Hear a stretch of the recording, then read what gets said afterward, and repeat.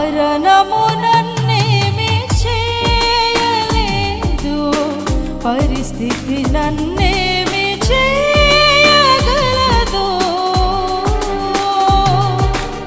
ఈరోజు ఎవరైతే క్రీస్తునందు విశ్వాసం ఉంచుతారో, ఎవరైతే క్రీస్తు రక్తంలో కడగబడతాడో వాని ప్రతి పాపము నుండి దేవుడు విడిపించుటకు సమర్థుడు. ఇప్పుడు మనుషుని యొక్క పాపం పోవాలంటే, మనుషుని యొక్క శిక్ష పోవాలి అంటే, మనుషుని యొక్క శాపము నుండి విముక్తులు అవ్వాలంటే వాడి పాపం నుంచి తప్పించబడాలి. వాక్యం ఏం చెబుతుందంటే ఆయన నమ్మదగినవాడు. ఏ విషయంలో నమ్మదగిన వాడంటే నిన్ను పవిత్రపరచడానికి ఆయన నమ్మదగినవాడు. క్రీస్తు రక్తంలో మనల్ని పవిత్రపరచడానికి ఆయన నమ్మదగినవాడు. మన పాపములన్నింటినీ కడిగివేయడానికి ఆయన నమ్మదగినవాడు. మన పాపములన్నిటినీ కడిగి మనలను పరిశుద్ధపరిచి నీతిమంతులుగా తీర్చి ఆయన మనలను పరలోక రాజ్యానికి వారసులు చేశాడు. ఇక మన మీద పాపం ఏలుబడి చెయ్యదు. జాగ్రత్తగా వినాలి. పాపం మన మీదకి ఏలుబడి చేయదు. ఎవరైతే యేసు రక్తములో ఉన్నాడో వాడి మీదకి పాపం ఏలుబడి చేయనే చేయాలి. యేసుక్రీస్తు ప్రభు ఈ లోకంలో పాపాలు క్షమించగలిగిన శక్తి ఎవరికైనా ఉందంటే అది యేసయ్య ఒక్కడు మాత్రమే. ఎందుకంటే యేసయ్య అక్కడ క్లెయిమ్ చేశాడు, మీ పాపాలు క్షమించడానికి నాకు అధికారం ఇవ్వబడింది. ఎవడు కూడా ఇంకెవడు క్లెయిమ్ చేయలేదు. దేవుడు అనబడిన వాడు ఎవడు కూడా ఈ మాట చెప్పలేదు, నీ పాపాలు క్షమించడానికి వచ్చాను, నీ పాపాలు తీసేయడానికి వచ్చానని ఎవడో చెప్పలేదా? ఎవరు చెప్పాడు? నా యేసయ్య ఒక్కడు చెప్పాడు, నీ పాపాలు క్షమించడానికి ఈ లోకానికి వచ్చానని. హల్లెలూయా. పాపాలు క్షమించడానికి నాకు అధికారం ఉందని ఆయన ఒక్కడ చెప్పాడు. హల్లెలూయా.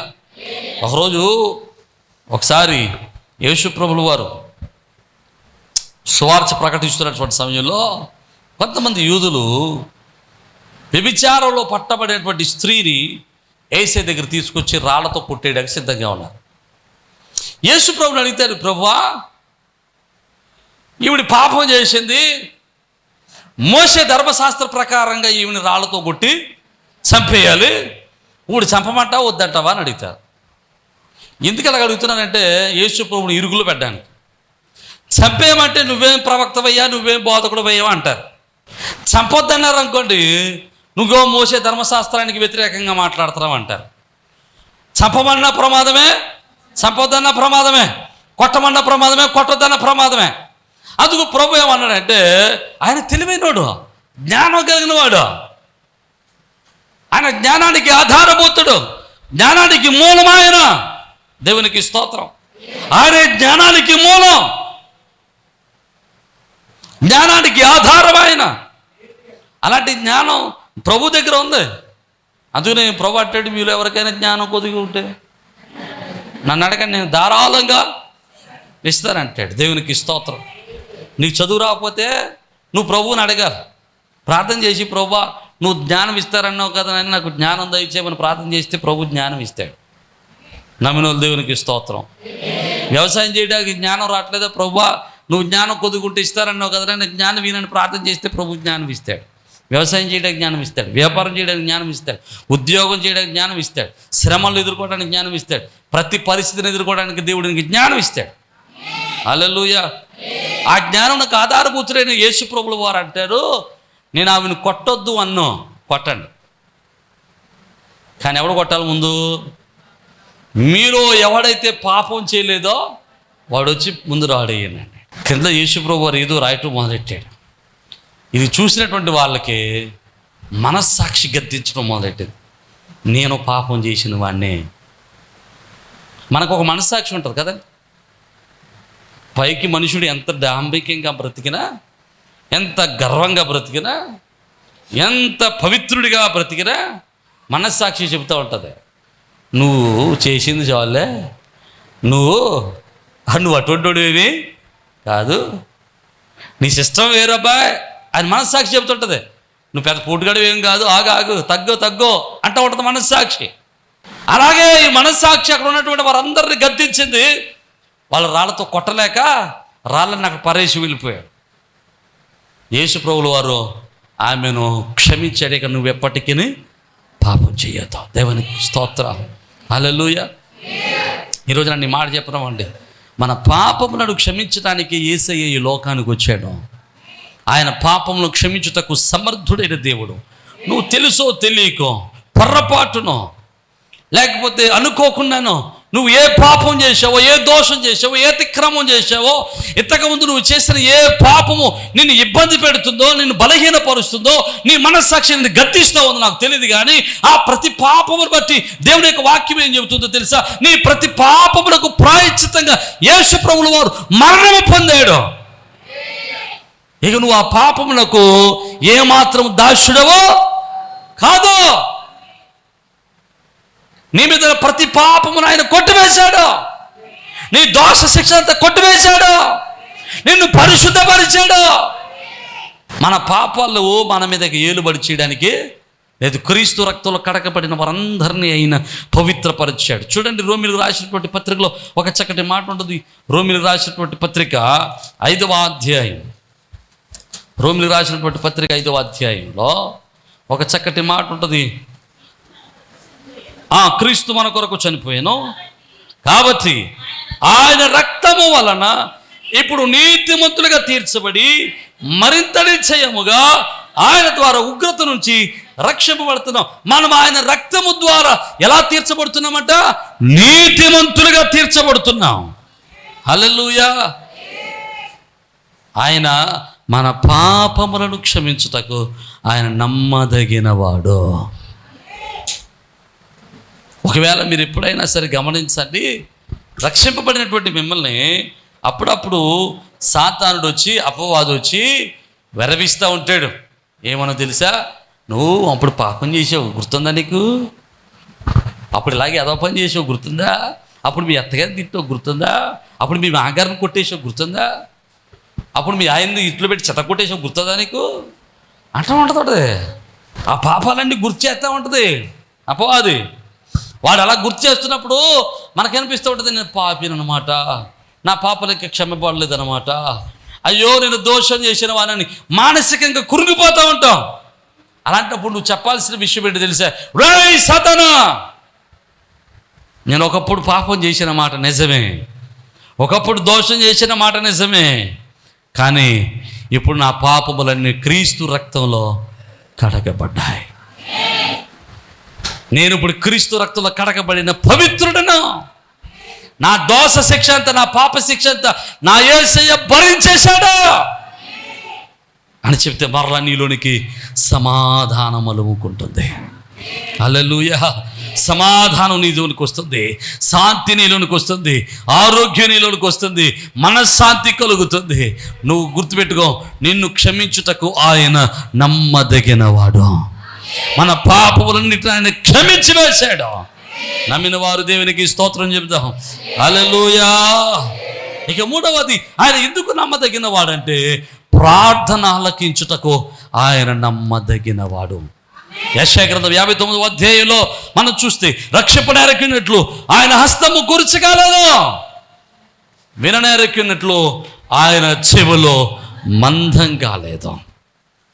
ప్రార్థన వినకపోవడానికి ఆయన చెవులేమి మందం కాలేదట. ఆయన మన ప్రార్థన వినడానికి నమ్మకస్తుడు. దేవునికి స్తోత్రం.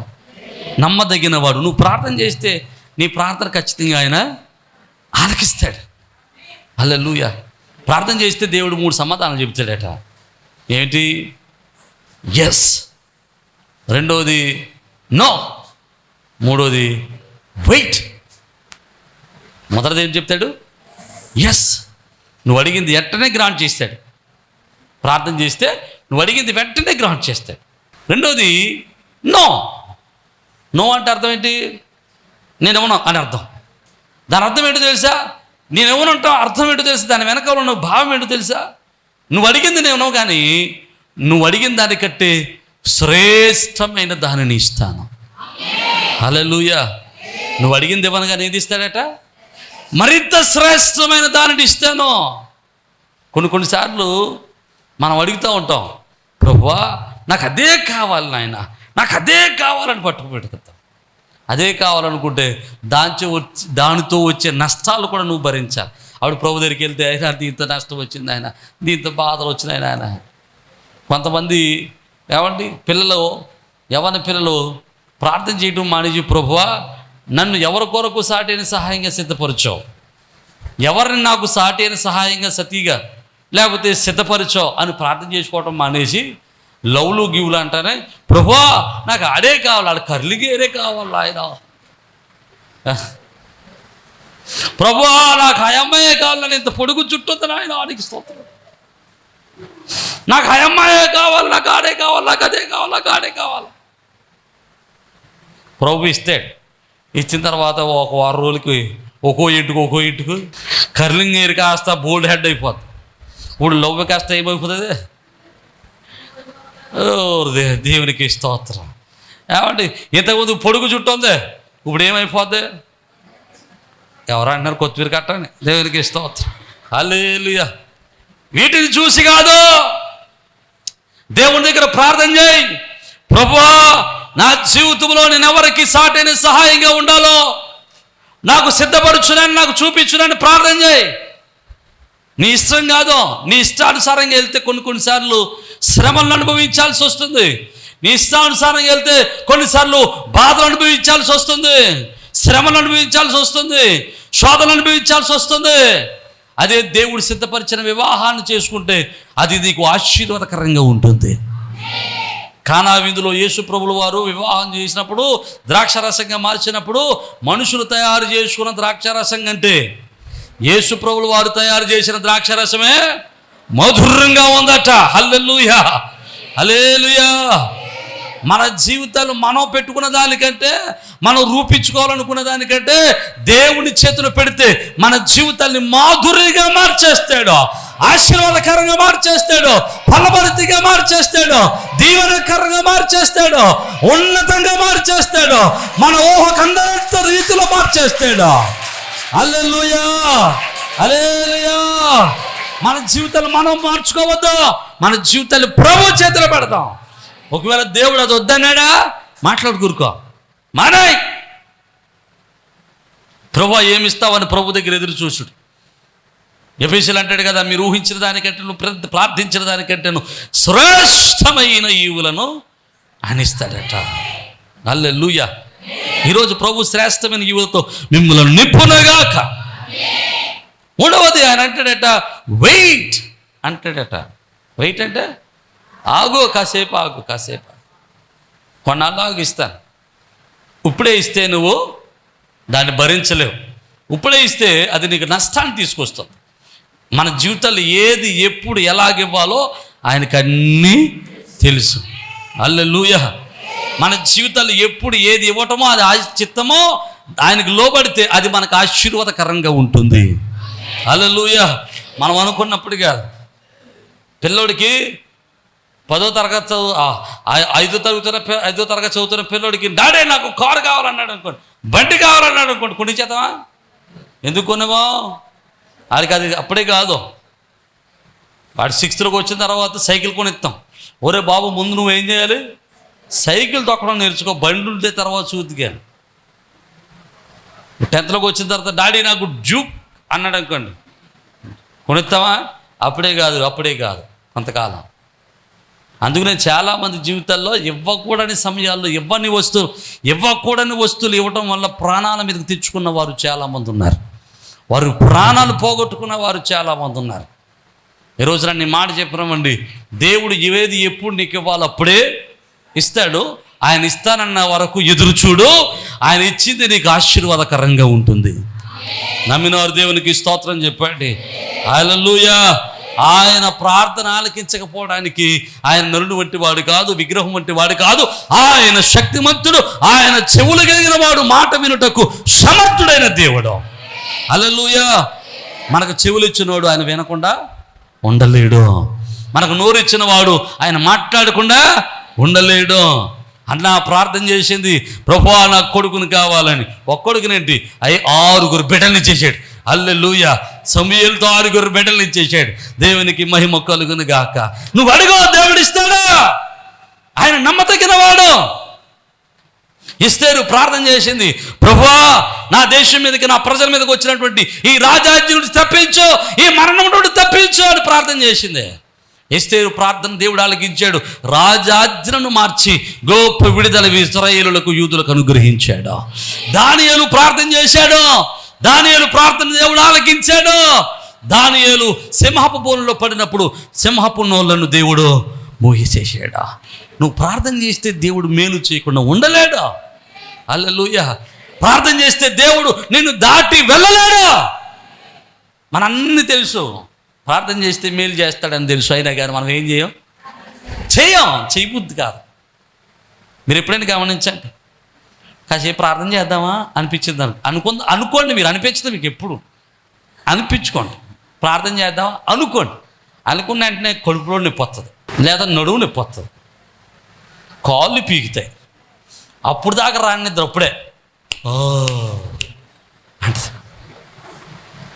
అప్పుడు దాకా పడుకున్నవాడు పిల్లోడు అప్పుడే లెగుతాడు. ఆయన పడుకోబెట్టడానికి ఆడ పక్కన పడుకుంటాం, ఇంకంతే స్తోత్రం, తెల్లారిపోతుంది.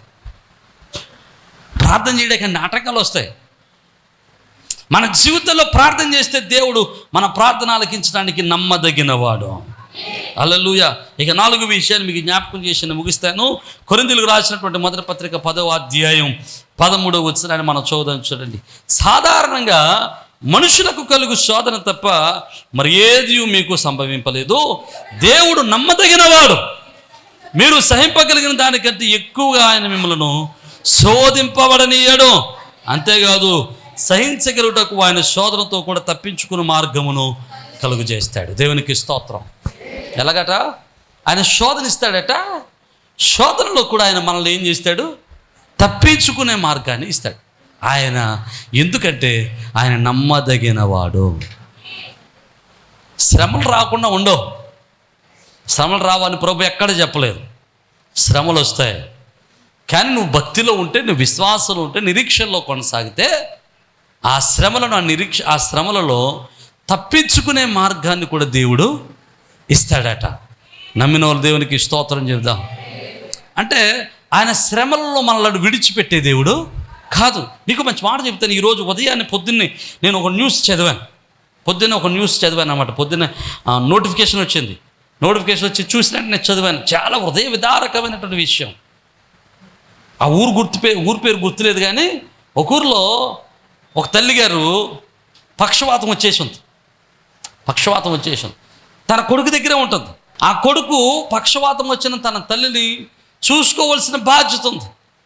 ఎందుకంటే చిన్నప్పటి నుంచి తల్లిదండ్రులు పిల్లల్ని ఎంత గారంగా పెంచారో, పెద్దోళ్ళు అయిన తర్వాత తల్లిదండ్రులు వృద్ధాప్యంలోకి వచ్చిన తర్వాత వాళ్ళని జాగ్రత్తగా చూసుకోవాల్సిన బాధ్యత ఆ పిల్లల మీద ఉంటుంది. ఈరోజు మనందరం పెద్దోళ్ళం అయిపోయాం. ఇక్కడ మనం అందరం పెద్దోళ్ళకి ఇక్కడ ఉన్నామంటే మన వల్ల అవ్వలేదు. ఇది మన కోసం మన తల్లిదండ్రులు ఎన్నో త్యాగాలు చేశారు, ఎన్నో బలహీనతలు అనుభవించారు, మన కొరకు ఎన్నో ఆశలు వదిలిపెట్టుకున్నారు. వాళ్ళ కోరికలు చంపుకున్నారు, వాళ్ళ ఆశలు చంపుకున్నారు. వాళ్ళ ఆశలు చంపుకుని మనల్ని పెంచడం వల్ల మనం ఎంత గొప్పలమయ్యాం. వాళ్ళు మనకు బట్టలు కొనివ్వడానికి వాళ్ళు బట్టలు కొనుక్కోవడం మానేశారు. మనకు కూరేసి పెట్టడానికి వాళ్ళు మంచినీళ్ళు వేసుకుని నీళ్ళు వేసుకుని తిన్నారు. వాళ్ళు మనకు చికెన్ పెట్టడానికి వాళ్ళు దాకూర్చుకుని తిన్నారు. మనం మొక్కలు తిన్నాం. మన తల్లిదండ్రులు ఏం తిన్నారో తెలియదు మనకి. ఏమో కొన్ని కుటుంబాల్లో అయితే తల్లిదండ్రులు దాకలు ఉరుచుకుని తిని ఉండొచ్చు. నా పిల్లలు తిన్నారు, అదే నా కడుపు నిండిపోయింది అనుకున్నాడు ఉండొచ్చు. ఇలాగ ఎన్నో త్యాగాలు చేస్తేనే మనం చిన్నప్పటి నుంచి ఇక్కడ వరకు వచ్చాం. ఇంత పెరిగిన తర్వాత పిల్లలు తల్లిదండ్రులు ముసలోళ్ళు అయిపోయిన తర్వాత వాళ్ళు జాగ్రత్తగా చూసుకోవాల్సినటువంటి తల్లిదండ్రులు పిల్లలు వాళ్ళ మీద ప్రేమ చూపించడం మానేసి, వారి మీద జాలి చూపించడం మానేసి, వారి మీద కఠినంగా ప్రవర్తించే వాళ్ళు చాలామంది ఉన్నారు. పొద్దున్నే చదివిన న్యూస్లో ఆ తల్లికి పక్షవాతం వచ్చేసి బాధపడుతూ ఉంటుంటే ఆ తల్లిని వాడు చూడలేక, పెంచలేక, చాకిరీ చేయలేక 5వ అంతస్తులో నుంచి కిందకి గెంటేశాడు. 5వ అంతస్తులో నుంచి గెంటేశాడు కిందకి. అవసాన దశలో చూస్తాడనుకున్న పిల్లడు, కష్టకాలంలో సాగుతాడనుకున్నటువంటి తల్లిదండ్రుల పిల్లలు, లేవలేని స్థితిలో సహకరిస్తారనుకున్నటువంటి పిల్లలు ఏం చేస్తున్నారంటే శ్రమలు వచ్చినప్పుడు వదిలిపెట్టేస్తున్నారు. మనెవడో గనెవడో తీసుకెళ్ళి వాళ్ళ అమ్మ నాన్నని తీసుకెళ్ళి శ్మశాన వాటికలు వదిలేసాడు. వృద్ధాప్యంలో ఉన్నటువంటి వారు లేవలేని పరిస్థితుల్లో వారు తీసుకెళ్ళి వృద్ధాప్యాశ్రమంలో పడేస్తే వాళ్ళు పెంచుతారు. కానీ ఎక్కడ తీసుకెళ్ళాడు? శ్మశాన వాటికలో పడేసాడు తీసుకెళ్ళి. ఇలాంటి కఠినాత్మలైనటువంటి పిల్లలు చాలామంది ఉన్నారు. శ్రమల్లో మాకు సహకరిస్తారనుకున్న వారు మనకు సహకరించడం లేదో, శ్రమలలో మాకు తోడుంటారనుకున్న వాడు మనల్ని వమ్ము చేస్తున్నాడో, కష్టాల్లో మనకు ఆదరిస్తారనుకున్న వాళ్ళు మనకు సహకరించడం లేదో. కానీ మన దేవుడు నమ్మదగిన వాడు. మన కష్టాలలో కూడా మన తలను పైకెత్తటకు సమర్థుడు. మన కష్టాలను విడిచిపెట్టే దేవుడు కాదు, మన శ్రమలను విడిచిపెట్టే దేవుడు కాదు, మన దుఃఖములు విడిచిపెట్టే దేవుడు కాదు. మన శ్రమలలో నుండి ఇబ్బందులో నుంచి మనల్ని లేవనెత్తి తన కృపతో నింపుటకు ఆయన సమర్థుడైన దేవుడు. నమ్మిన వారు దేవునికి స్తోత్రం చెబుదాం. హల్లెలూయా.